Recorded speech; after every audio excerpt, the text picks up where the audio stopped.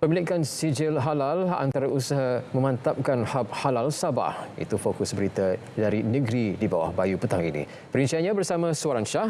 Jadi silakan Suaran. Baik Oto, pemantapan hub halal Sabah antara fokus kerajaan negeri tahun ini. Exco Agama dan Pendidikan Sabah Datuk Dr. Muhammad Arifin Muhammad Arif berkata antara tumpuan diberikan termasuklah pemilikan sijil halal. Bagi merealisasikan hasrat tersebut, usahawan akan dibimbing untuk memiliki sijil halal dengan pemantauan Majlis Halal Malaysia MHM. Kita sekarang ke arah untuk memperbanyak dan dengan membimbing mereka dan dengan kerjasama Halal Malaysia, dan kita juga akan membangun halal di peringkat antarabangsa yang seperti mana yang amat berhormat Timbalan Perdana Menteri inginkan. Datuk Arifin yang juga Menteri Sains Teknologi dan Inovasi ditemui RTM di Ibu Negeri. Setakat Disember tahun lalu, seramai 200 daripada 2,000 usahawan di negeri ini berjaya memperoleh sijil halal berbanding hanya 145 orang mendapat sijil berkenaan pada tahun 2023.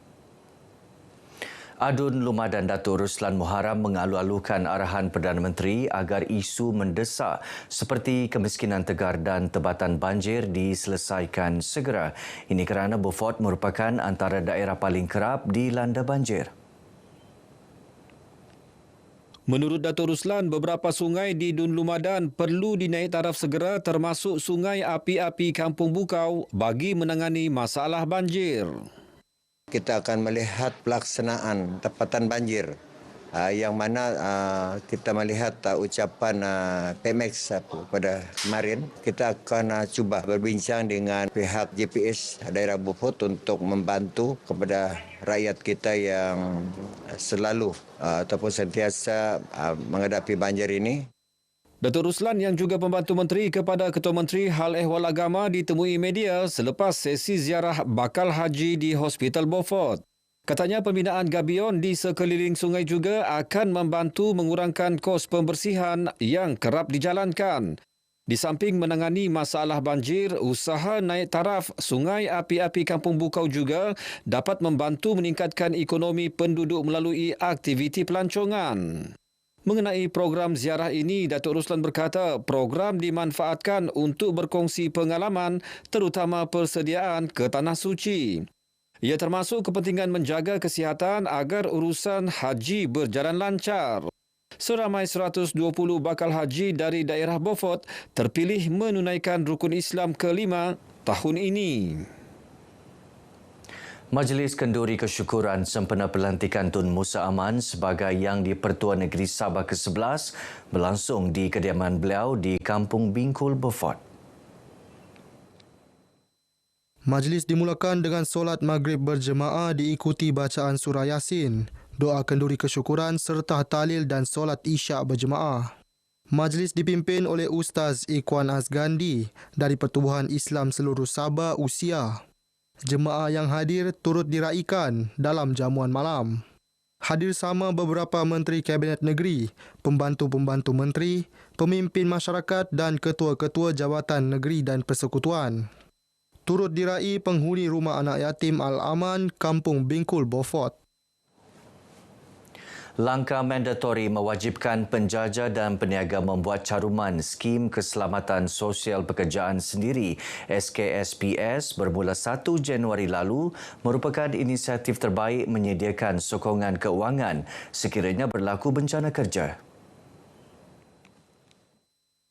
Tinjauan RTM di Pasar Pekan Dongongon mendapati rata-rata peniaga telah membuat caruman SKSPS seperti yang diwajibkan oleh kerajaan. Caruman Perkeso ni dia bagus untuk yang macam kami lah menjajah.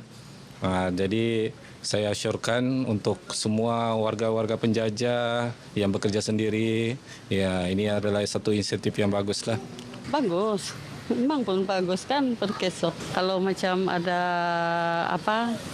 kalau masuk hospital kan ada kemalangan ke Kompasan. Memang bagus lah, ya. Atau kebaikan dia macam kita ada macam kita tidak minta apa-apa lah, ada kemalangan ke apakah itu untuk dia punya insurans dia kalau kau ada belakang hari dia apa. Itulah kebaikan tu sokso dia tu. Caruman Perkeso ni memang baik untuk semua orang lah. Dia macam ada jaminan untuk kita kalau ada apa-apa kemalangan begitu. Ada bantuan untuk keluarga. Lebih-lebih lagi kalau macam kita yang bekerja sendiri ini memang sesuai lah untuk semua. Dia dapat membantu seisi keluarga lah. SKSPS disediakan Pertubuhan Keselamatan Sosial Perkeso bagi individu yang menjalankan pekerjaan sendiri di bawah peruntukan Akta Keselamatan Sosial Pekerjaan Sendiri 2017. Program Krismas Sekampung Anjuran Parlimen Sepanggar menjadi platform memperkukuh hubungan harmoni antara penduduk setempat.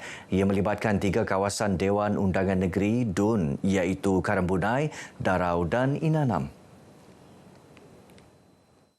Ahli Parlimen Sepanggar, Datuk Mustafa Sakmud berkata, program diadakan di peringkat kampung bagi memudahkan penduduk sama-sama meraihkannya.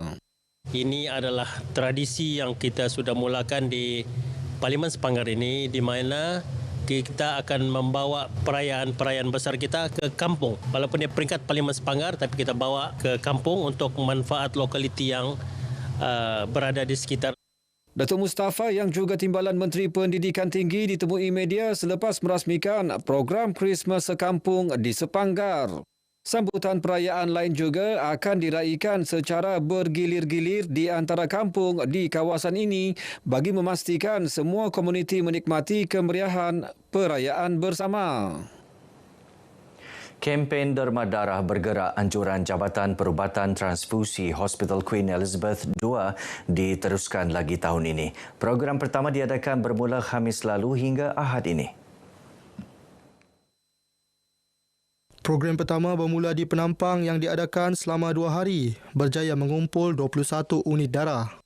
Usaha berterusan ini dibuat bagi memastikan bekalan darah di hospital sentiasa mencukupi untuk keperluan pesakit. Menderma yang ditemui RTM mengajak orang ramai tampil menderma darah, bukan sahaja untuk membantu pesakit yang memerlukan, malah memberi manfaat kepada kesihatan penderma. Galakan untuk saya derma darah mungkin sebab saya rasa keperluan untuk menderma darah itu penting sebab manakan negara kita kekurangan darah. Kempen derma ni lebih baiklah dibuat kerap di mana-mana tempat, sama ada sebagai contoh macam sekarang ni adalah shopping mall ni untuk bagi membantu orang yang lebih memerlukan bantuan darah, contoh dia pihak-pihak hospital yang memerlukan tabung darah. Can help people for the awareness, yeah. Then because when you donate your blood kan, you have more concern on your body health, so you dapat jaga your body.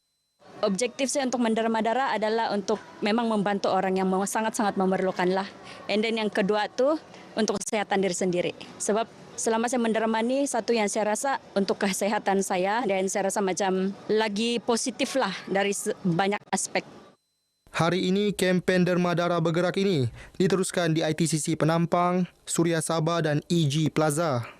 Manakala esok orang ramai boleh menyertai kempen derma darah di ITCC Penampang, Suria Sabah, Kampung Kobuni Inanam dan Kampung Tombong Kiulu. Baik, sekian paparan dari Sabah untuk petang ini. Untuk lebih banyak perkembangan dalam berita wilayah, kita kembali bersama Otto. Dari sungai hingga segara Palestin, pasti merdeka. Silakan Otto. Baik, terima kasih. Soalan langsung dari Sabah.